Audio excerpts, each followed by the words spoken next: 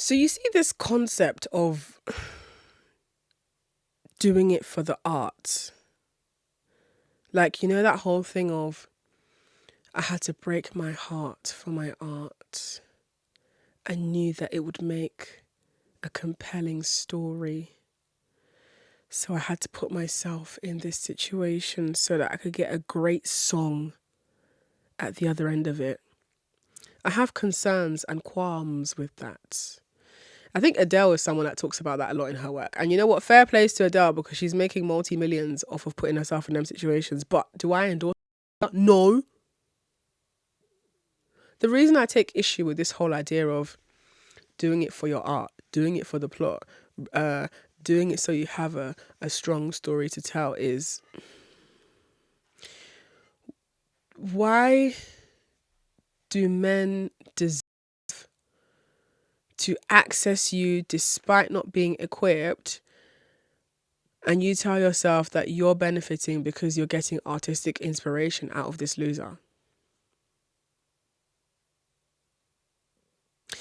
That doesn't sit well with me. I don't like that. I hate it as an excuse. I hate it as a concept. I just wish everyone would stop doing that. It's very different to being in a situation with a man where genuinely, according to your best possible judgment at the time, this is someone who you believe is good for you, and then things become tricky in the relationship and you're documenting that artistically, whether that's through music or through any other kind of artistic output. That's kind of different because you didn't go into that relationship acknowledging that it's a bad relationship and that you're going to just treat it as a artistic exercise. No, you went into it with the belief that, okay, this person passes the vibe check. I'm going to see where this goes. I'm going to let him date me. But then what ends up happening is instead of you to leave, you remain there. You tell yourself, I'm going to stay through it. I'm going to work this out with him. And this will make for a great song. Why are you only able to write great songs when a man takes you for a dickhead? Because listen, yeah, there's a song that I wrote. By the way, do you guys know that I sing? So I am vocally trained, but I don't put any music out, but I do sing. I love singing. I love my singing voice. I am very drawn to jazz. I have a lower register type of voice. I would describe my music as incredibly sultry in terms of how my voice sounds. But at the moment, I only have one song that I've actually finished writing because my problem is finishing things. Oh, Lord. Oh, Lord. I don't have the astrological gene / trait where I can actually finish things. I got that cardinal energy. I got that Libra rising. So I be starting shit, but not always finishing it. Now, see, the thing about Libra energy is that Libras have great taste. We have great ideas. We will start something and it will have all the bells and whistles and it will look and sound nice. But do we finish it? Do we finish it? No, we fucking don't. And it doesn't help that I've got double mutable energy. So I've got Gemini moon and a Sagittarius sun. So cardinal as a word means it starts things. So Libra kicks off the season of autumn. Aries kicks off the season of spring. So as a mutable sign, mutable means adaptable. So Gemini is a mutable sign, Sagittarius is a mutable sign, Pisces is a mutable sign, Virgo is a mutable sign. Mutable energy, again, not very known for finishing things. So I have my sun, Sagittarius. December 17th is the day I was born, so I'm a Sagittarius. That's my sun sign. My sun is an immutable sign. My moon, Gemini, is an immutable sign. And then my rising Libra is in a cardinal sign. So I be starting shit and not really finishing it, but I got great ideas. So it's an effort for me to see things through to completion. And it doesn't help that my Mars sign, so Mars tells you how someone deals with things, how someone takes action, how someone reacts to confrontation. That's all Mars kind of territory. So I have my Mars in Virgo. Virgo is another mutable sign. It's a mutable earth sign. So even in how I do things, my challenge is completion. Chai. Anyway, I'm saying all this to say, I have a song that I wrote, and it's about a woman who's mysterious. She's so ambiguous. He cannot get enough. It's a head rush. It's a head rush. She's so meticulous, sexy, and very tough. Oh, he cannot get enough. It's a head rush. It's a head rush. Delectable. She's unforgettable. Something about her soul. Her heels hit the floor like coins on marble. He takes her serious. Anyway, those are the lyrics to the song that I wrote, right? And can you see how those lyrics don't sound like I'm being a pick-me who's talking about some man drag me through the mud and make me cry, make me doubt myself, make me want to lose it all, make me want to not find myself pretty again. You see how them lyrics are very, very centered towards me, because the song is actually about me. Maybe one day I'll play the song for you guys. Maybe I can play this. Should I play the song now for you guys? Would you like to hear the song? This is crazy. I'm actually debuting my unmixed demo for you guys to hear. I'll play it here because this song is probably never going to come out. And the reason why it's never going to come out is I don't own the instrumental. And I don't know if I can be bothered to go through the whole effort of trying to legally own the instrumental. So I'm going to play Head Rush for you guys, just so you can hear the lyrical content. Now, it's not going to, for those of you who are audio tech heads, this quality is probably going to piss you off, because how I recorded it was, I have a speaker, a PA speaker. You know those big speakers you see in Brixton, like a big speaker, but I got like a sizably small version of that, and it can connect to Bluetooth. So I played the instrumental through the speaker, and my microphone is plugged into a reverb pedal, which is like a little analog looking machine that you can use to produce reverb on any sound that comes out of the microphone.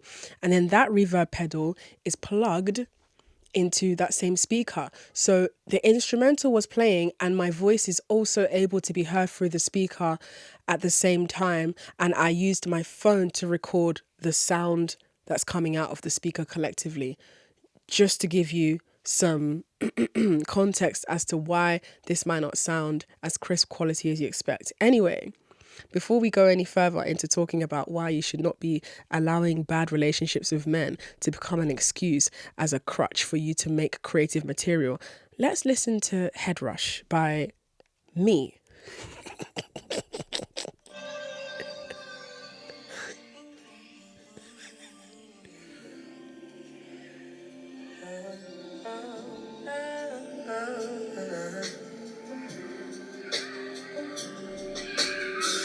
She's mysterious, she's so ambiguous, he cannot get enough.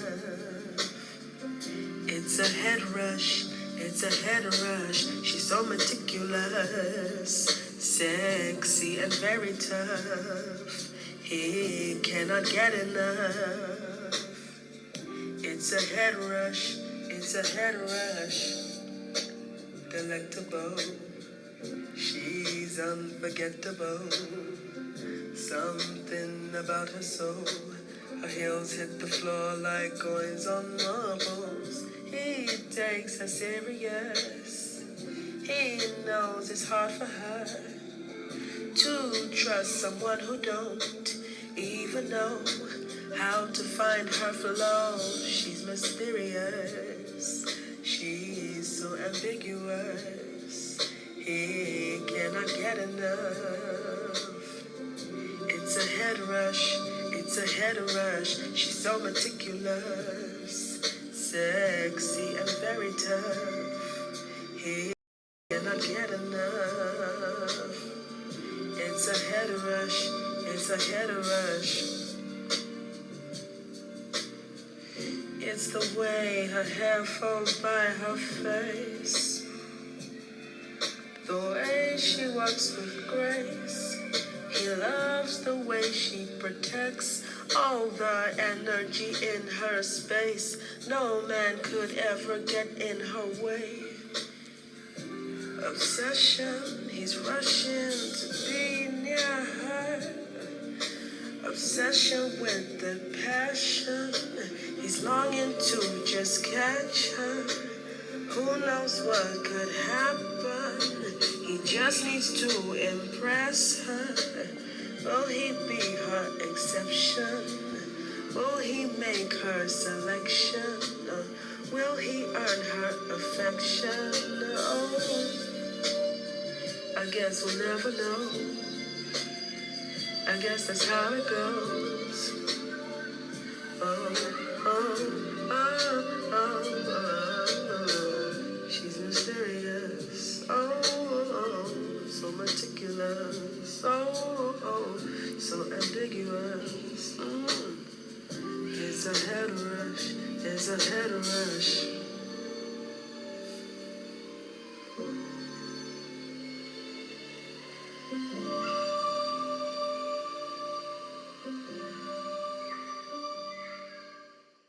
So do you get the gist? I hope that helps to contextualize things. Do you see how in that song, the way that I am speaking about her, this meticulous, ambiguous lady, is from a perspective of her being the one in power. She's so ambiguous. He cannot get enough. It's a head rush. I like to believe that from hearing those words, the picture being painted of that woman is that of a powerful woman who is irresistible. The picture being painted is not giving pick me, is it? No. I wouldn't say it's giving pick me. I would definitely say it's giving goddess. Now, I'm not saying that there's never, ever, ever going to be a time that I will write a song about me feeling disappointed by trusting someone and that trust being broken or betrayed. Because that's also a lived human experience. But the point I'm trying to really drive home here is I don't believe in staying in a situation that is detrimental to you for the sake of your art. That bothers me a lot. Because it's in the story you tell about yourself that you are able to secure your identity. Does that make sense? Because this song that I wrote and the lyrics you can hear, it's about me. You can kind of grasp that the woman in this song has the upper hand and the man is hoping that she will give him a chance. But will he make the selection? I guess we'll never know. I guess we'll never know. And that's important to me because as someone who understands music from a perspective of feeling and emotion being conveyed sonically, I do deeply get when people say that the heartbreak was worth the art they got on the other side. I get it. I really do get it because the art has allowed you to create work that you can now use to connect with your audience, to get your music out there, to find a sense of musical therapy in expressing yourself creatively. But if a man doesn't give you anything you have to heal from, then you wouldn't have to creatively express your hurt, would you? Because this is so interesting. When I speak to musicians, A lot of them say that they are more creatively inspired when they're upset as opposed to when they're happy or in a place in their life where nothing dramatic is happening. And I actually really do get it. Listen, I get it. Because as someone who doesn't just have music as my creative output, but also has pole dancing or burlesque or creative writing, there's been times when a man has really upset me, and my way of channeling and processing that feeling is just going pole dancing for an hour. And it's not like I'm like angry pole dancing and like taking it out on the pole, being really heavy handed with my movements. It's not that. It's that I'm giving myself the opportunity to creatively release while creatively feeding myself. I'm giving myself the opportunity to let that feeling take a different form. But in that feeling taking a different form, I'm benefiting because my technique is getting a little sharper from the practice I'm doing. I'm dancing in a way where I feel in harmony with my body. I'm connecting differently to the music that I'm dancing to because there is an emotion behind it. But from watching me dance and like, I don't know, shaking my ass or like stretching my leg high up on the pole, you're not going to think, oh, that leg stretch must really represent how much she's pissed off. You're not going to think that. You're just going to think, wow, great moves, beautiful movement, love the heels. Love that shape you're doing at 1 minute and 53 seconds. That's just so nice to look at. I'm going to rewind that. Like, you're not ever going to know that on the day when I was dancing, I was having a really shitty day because the dancing was my escape. Now, why I feel conflicted about writing songs about men and them songs being so detectable to the guy, like the guy being able to know it was about him, I have my gripes and my conflictions with that. Because I feel like once you've made the song, especially if you're a musician, once you've made the song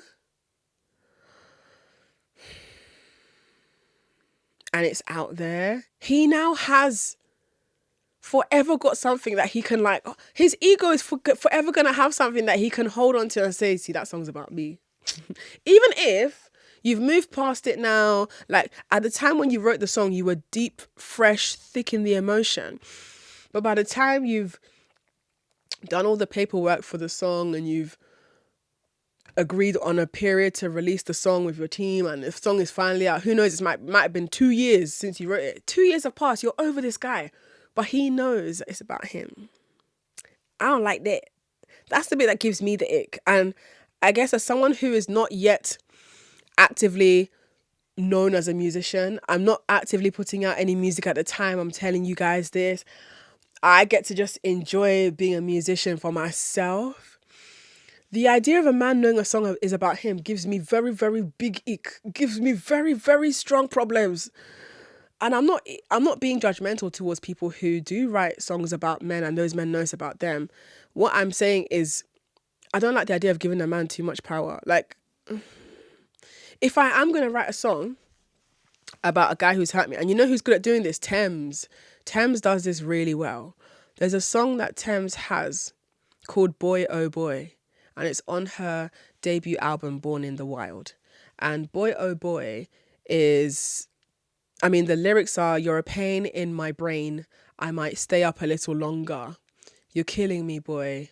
I'm not playing. You're doing rubbish. You always do this. You know, like essentially it's like she's writing a letter of pain and anguish and annoyance to this guy who she obviously had a connection with. But what's so interesting about it is it's still vague. Like it's vague in the sense that I don't even think the guy knows this about him, because there was an interview that Thames did later down the line after this album come out. And I think the interviewer asked her about that song, and she said that the guy doesn't even know it's about him. And that's probably because she was seeing multiple men over a duration of time. And the time at which she'd wrote the song versus when the song finally came out, like, that guy probably doesn't even know it's about him. And also, One thing that Thames did that's really smart, that I get the feeling she probably did when she was in the relationship with that guy, because she's a Virgo, so I know that she'd be thinking ahead.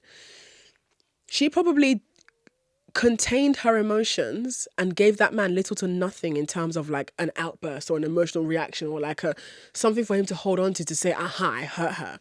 And instead, she put that into the song, because this song that I'm referring to, Boy Oh Boy, it lyrically gives me the impression that she's made the choice that she's leaving, that she's done with him. This doesn't sound like the kind of song where she's like arguing back and forth with herself about, oh, it hurts so much, but I'm gonna stay. I don't like music like that. You know who be making music like that? And I've had to learn to just listen with caution and allow myself to enjoy the beautiful melody. Summer Walker. I'm not saying I don't like Summer Walker's music. I need to be very clear with my wording here. Summer Walker is one of the most incredible musicians of our generation in terms of how she's able to communicate her heartbreak. It's almost her brand now to always be heartbroken by a guy, right? But what bothers me is that sometimes it feels like if I listen to her music too much, I'm indulging in that energy of missing men, and I need to... I'm a strong ass bitch. I don't want to overindulge.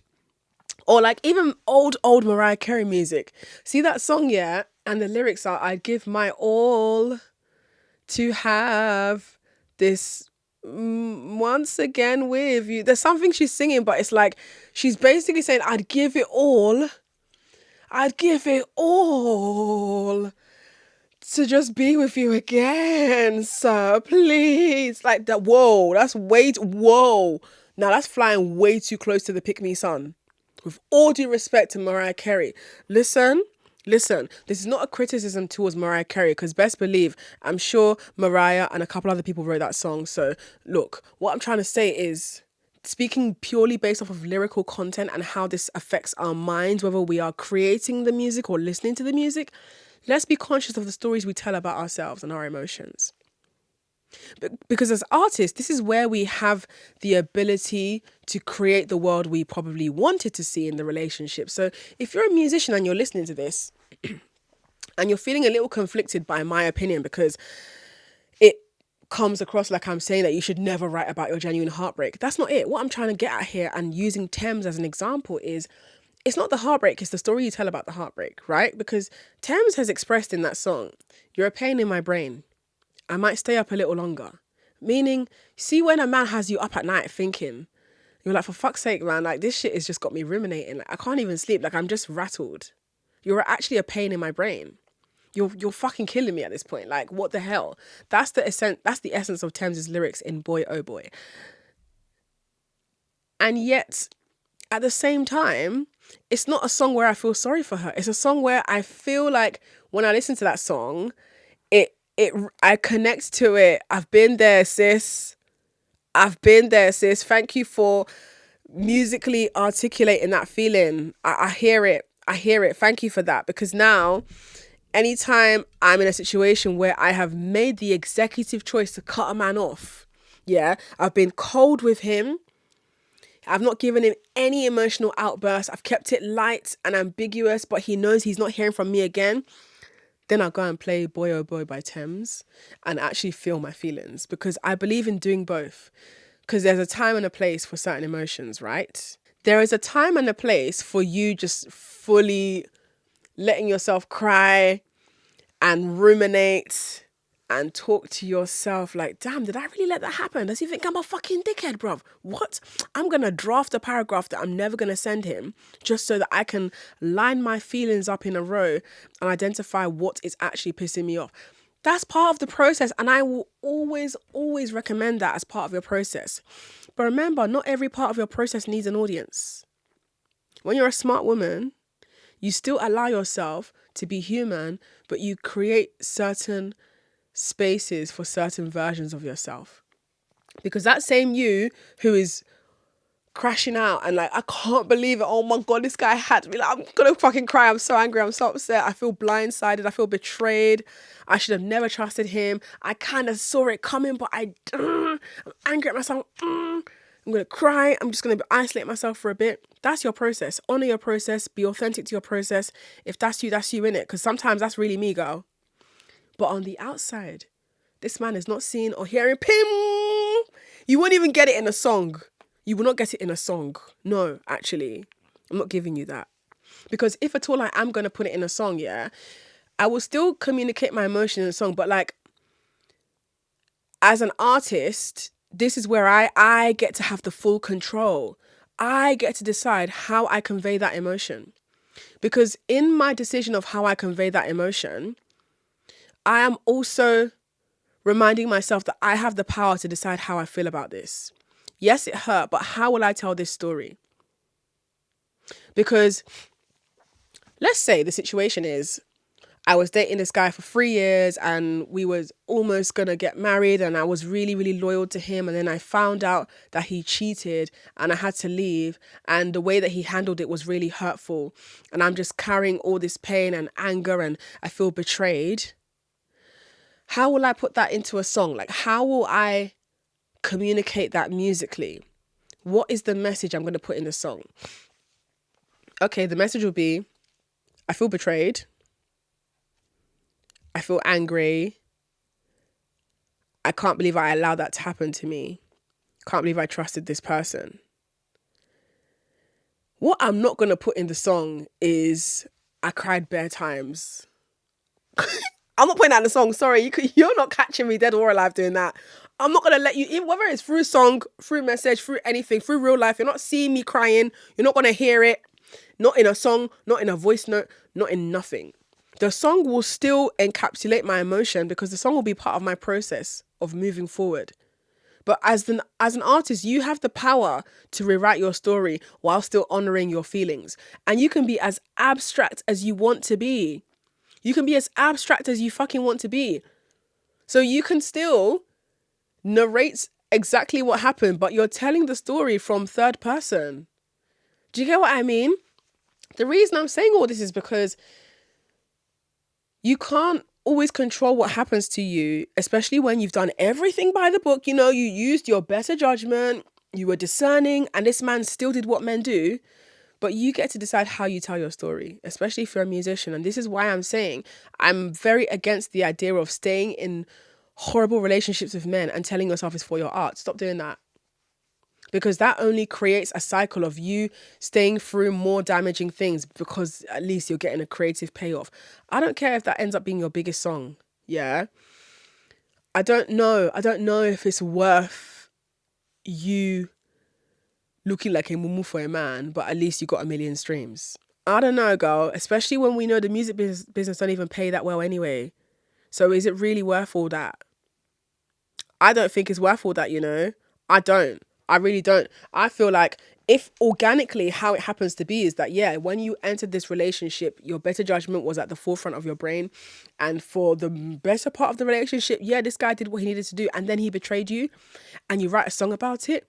There is an empowering message in that song though, because you can still say like, you did everything by the book, da, da, da, da, and then he betrayed you. And now here's the part of the song where I take my power back. You're never going to be able to touch me again. You're never going to be able to look at me in the eyes again. You're never going to be able to do you know what I mean? Do you get? Because this is how I feel about, and look, before I say this, in case you're listening, sis, I got high respect for you. I hope we can have a chat. I can help you through this, Miss Scorpio. I can help you, SZA, because I got Scorpio placements. SZA. I'm going to give her the benefit of doubt because the music industry does have a habit of confining artists to following a pattern of what has already. And when we all first fell in love with SZA, yes, for the most part, her music was validating our heartbreak from a very like young millennial angst. You know, like Tuesday, Wednesday, Thursday, and just send him my way. I'll be the side chick. I don't care. Blah, blah, blah. Great. That served its purpose. And it continues to serve its purpose for the newer people who are discovering SZA's earlier work, which I would say is incredible. What I would say about SZA's work, not SZA the person, because we don't know SZA Solana the person, we know SZA's music.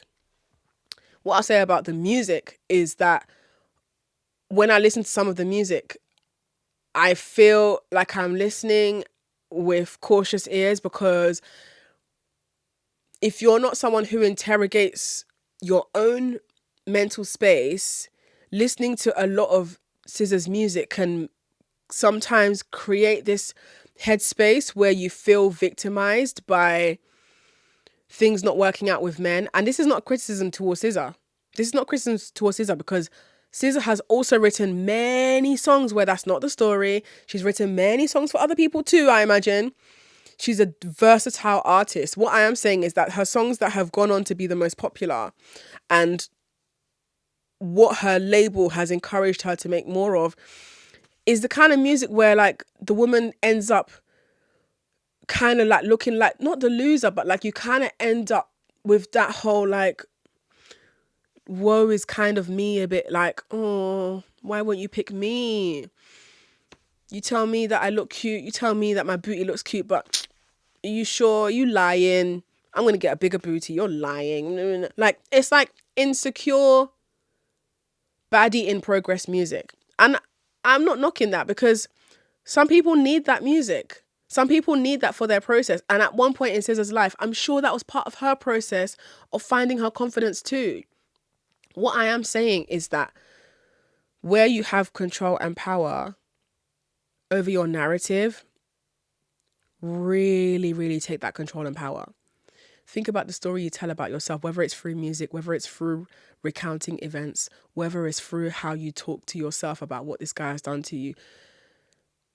Think hard about that. Think hard about that, and be conscious of the music you listen to and how that influences your headspace, how that influences you to be a pick-me. For example, Mariah Carey's song from back in the 90s, where she's talking about, I'll give my all to have this moment again with you. Girl, we're not doing that. I'm not giving my all for anything for a man. I'm not doing that. But the song is great though. That's our goat right there. Mariah Carey, lyrical goat, vocal goat. That's mother, okay? Period. And Mariah has lots of empowering songs. I'm just pointing out that particular song. In terms of Summer Walker, again, Summer Walker, she's a versatile musician. She also has a song called Spend It, where she's talking about spending men's money, not feeling bad about it. I can get very much behind that. What I am saying is that Summer Walker also has majority discography where it's a bit like, girl, if I listen to this too long, I feel like I'm going to start like making more excuses for men. I don't want to do that. But that was part of her process. That was part of her growth as a person. And I can tell that Summer Walker has been through a huge amount of growth as a woman. But I would never encourage a woman to stay in a situation too long and then allow it to become her identity too much, because that's a tricky thing about the music industry. Sometimes like your best work is accidentally your best work, and then everyone around you encourages you to make more of that. And of course, when you make more of that, you get more success because people are responsive to it. Of course, that's how good business works. But then the issue is that our emotions as creative people, that largely ties to our well-being. So if we're making more work where we are telling the story of us always being like heartbroken, what does that say about our mental reality? That's what I'm asking questions about. And this is not a criticism about Summer Walker. I don't know Summer Walker personally. This is not criticism about SZA. I don't know SZA personally. I feel like me and SZA will make great friends though. SZA used to follow me and then she don't follow me no more. But sometimes she likes my stuff. Hey girl, you need to come on this podcast if you're listening, SZA. I know it's not criticism towards you. I'm just saying, you know how the music industry is, sis. And I know you're a Scorpio, so I feel like I don't know if I've hurt your feelings. But if I have, listen.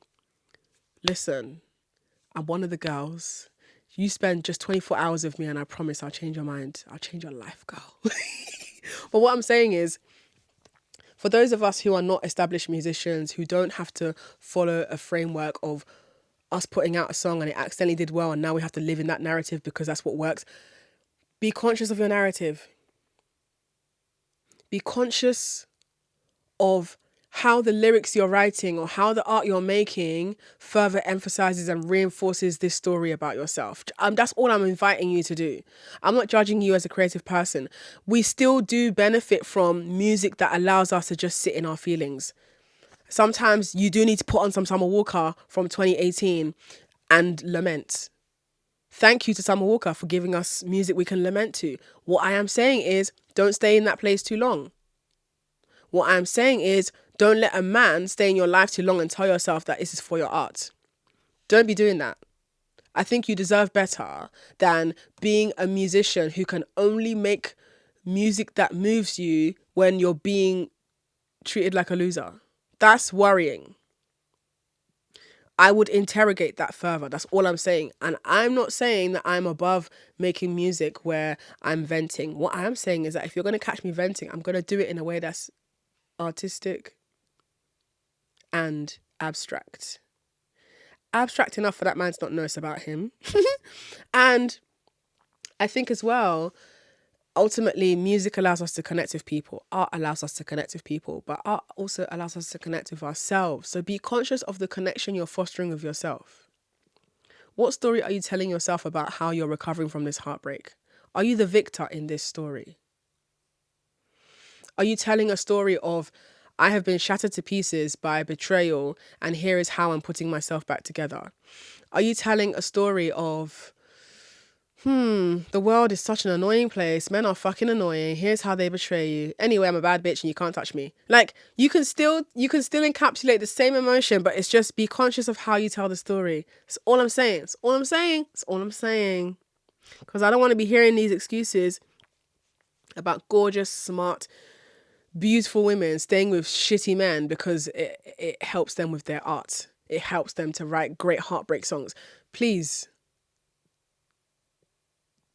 I'm begging you, stop doing that to yourself. You deserve more. Your art deserves more. And I promise you, if you can write heartbreak songs and if you feel creatively inspired when you're heartbroken, think about how creatively inspired you're going to be when you take your power back. Because that also is fuel for me. Can't lie. Like the song I played you, that's a song of, like, I'm a goddess and this man is obsessed with me. Whoever this man is, this hypothetical man, he's obsessed with me. I'm so mysterious. In fact, my heels hit the floor like coins on marble. Like the sound of a coin falling on marble is the same sound you hear when my heels walk. It's such an ASMR sound. That's how beautiful I am. That's the story I'm telling about myself as this hypothetical woman in this song. So anytime I sing this song, I'm going to feel good singing this song because I am reaffirming that I am in fact mysterious. I am in fact that bitch. Yes, and he cannot get enough. He's got a head rush from being around me. Even if this man don't exist, he's hypothetical. I created him because I'm telling the story that I want to be told about me to me through a song. And even if I don't put this song out, I'm probably not going to put this song out because I don't own the instrumental. Even if I don't put this song out, it's just a nice song for me to sing to myself. Anyway, I hope you enjoyed this episode. This is such an unconventional episode for me. I did not start this episode thinking I was going to share my music with you. Please, look, please don't be upset with me if the way that I explained this episode, like, makes you feel upset. Because I know that musicians are sensitive people, rightfully so, because that's how we get to the meat of the art. But I hope that my point landed in a way that conveys that I care about you, I care about your mental well-being, and I care about you being the winner in your situation. Even if that man hoodwinked you, there is a way to rewrite your story. That's what I'm saying. Thank you for listening. Take care, and I'll catch you in the next episode.